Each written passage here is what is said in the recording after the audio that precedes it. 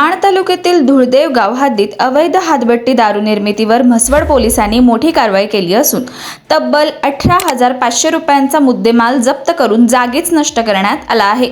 या कारवाईमुळे परिसरात एकच खळबळ उडाली आहे। मिळालेल्या माहितीनुसार दिनांक 29 मे 2026 रोजी सकाळी 9:30 वाजण्याच्या सुमारास मौजे धुळदेव तालुका माण येथील घोडेखूर नाला परिसरात बिल्डिंगच्या खाली आडोशाला बेकायदेशीरपणे हातभट्टी दारू तयार केली जात असल्याची माहिती म्हसवड पोलिसांना मिळाली होती।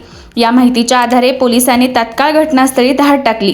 पोलीस पथक घटनास्थळी पोहोचताच आरोपी जुबेर खान दोहार खान पठाण राहणार पठाणवस्ती चांदापुरी तालुका माळशिरस जिल्हा सोलापूर हा पोलिसांची चाहूल लागताच घटनास्थळावरून पळून गेला।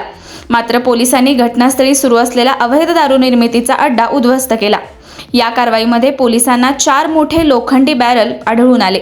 प्रत्येक बॅरलमध्ये सुमारे 200 लिटर प्रमाणे एकूण 800 लिटर दारू तयार करण्यासाठी वापरले जाणारे आंबट आणि उग्र वासाचे रसायन किंवा मुरवण सापडले।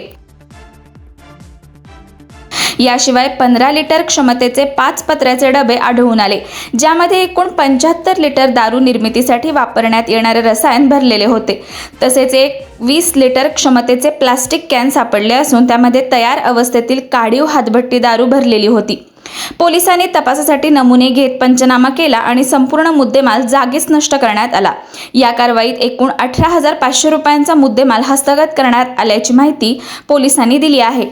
या प्रकरणी आरोपी विरुद्ध महाराष्ट्र दारूबंदी अधिनियम कलम अन्वये म्हसवड पोलीस ठाण्यात गुन्हा दाखल करण्यात आला असून पुढील तपास सुरू आहे।